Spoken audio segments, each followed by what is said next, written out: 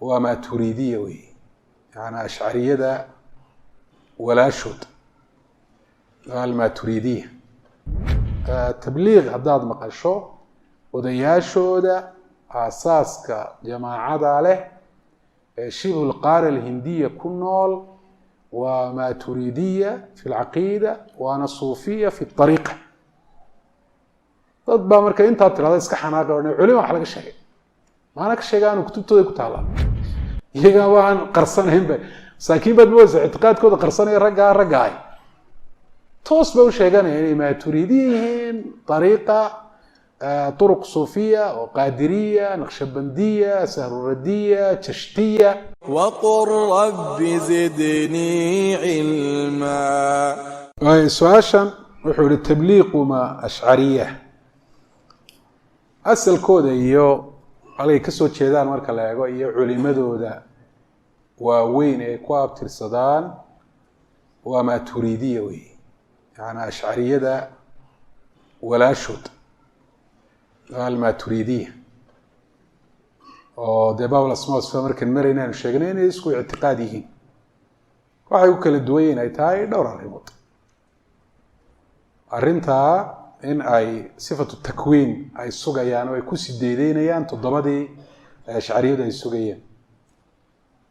iyo arrintaa marka la marayo kalaamullah hal yusmacu am la ashcariyadu waxay leeyihin yusmacu kalaam hadalka ilahi waa la maqlaa isagoo macano nafsi ah xaraf iyo sawt toona aan lahayn baa la maqlaa ilaahay awood buu leeyahy inuu maqashiyo nabi llaahi muusa kalaamullahi nafsi buu maqlay bay leeyihin muqadimada kitaabkii zubadkaynu ku sheeganay kollay ardayda qaarkood way dhigtaan masaladaas jawaabay ku qorantayba matnigaabay ku taallaaba kalaamullahi nafsi in la maqlo qolada la idhaahdo maaturiyad waxay leeyihin laa yusmacu kalaam ullah kalaam ullahi waa nafsi waa macana yaquum bidaat illah kayfa yusmac see loo maqli karaa waxaa la maqlaa laabudda an yakuuna lahu xarfun wa sawt xaraf iyo sawt waa inuu leeyihi waxaa kaloo ay ku kala duwan yihiin qur-aanku ma cibaara can kalaam illahi ba mise waa xikaaya marka qolada la idhahdo ashcariyadu waxay leeyihin waa cibaara maaturiyadan waxay leeyihin waa xikaaya taana waa ku kala duwan yihiin waxa kale ay ku kala duwan yihiin sifaatul afcaalka waxay isku waafaqsan yihiin inaan ilaahay loo sugin laakin calaa ayi macnan tuxmal macnaheebaa lagu xambaaraya ma mafcuulaadkaa loo celinayaa sida ashcariyadu ay sameeyaan mise mafcuulaadka loo celin maayo taana waa isku khilaafsan yihin calaa kuli xaal tabliiq haddaad maqasho odayaashooda aasaaska jamaacada leh ee shibhu lqaara alhindiya ku nool waa maaturidiya fi lcaqiida waana suufiya fi ariiqa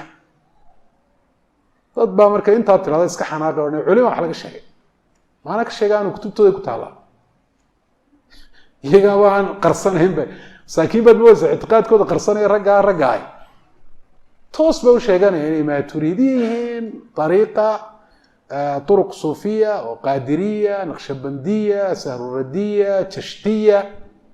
يبايعون على هذا سida أمير هراي lahayn oo dhintay ilahi سبحانه وتعالى naxariiste uu sheegay markuu sheekh ibnu baas warqada u qoray incaam xasan sheekh ibnu baas warqad buu qoray wuxuu yihi wasalanii anakum tubaayicuuna الnaas calى 4 طرق صوفية waxay soo gaadhay dadka inaad beecada kaga qaadaan 4 dariiqo oo suufiya afartan shay قال نعم وذلك للحلولة بينه وبين الإلحاد أفرط الطريقة الصوفية بعضك يقعد نقول مركا إلحاد كانوا كعلنا نقول أفرط الطريقة كور شوق النسان إلحاد كوجلين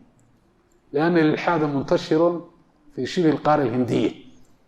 طرق الصوفية كثير منها تؤدي إلى الإلحاد أنت كور شوقان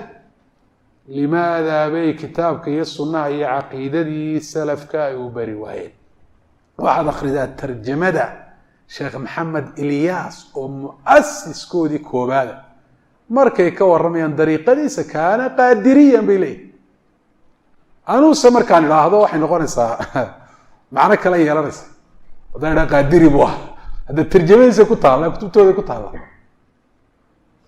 inay maaturiidan yihiin maaturiidiye yihiin way ku faanayaan maba qarsanayaanba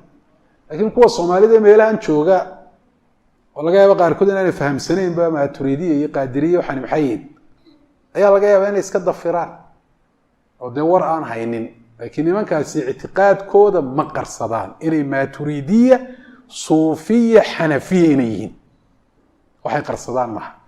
قال النبي عليه الصلاة والسلام لا يزال لسانك رطبا من ذكري ما دونيسا أعماش ونكسر من كوف الله فرل يسنر ما دونيسا حمانت النفط هذين تكرب تواد كجو يساري كوف الله عرب كاغا حسك إلهيها كقيناد أنا كن مكثرا من ذكر الله وحد نقطة قفر بدينا يا إلهي سبحانه وتعالى حسكيسا أسأل الله العظيم رب العرش العظيم أن يعيننا جميعا على إصلاح أنفسنا وأن يغفر لنا ولآبائنا وأمهاتنا وللمسلمين والمسلمات وصلى الله على نبينا محمد وعلى آله وصحبه وسلم تسليما كثيرا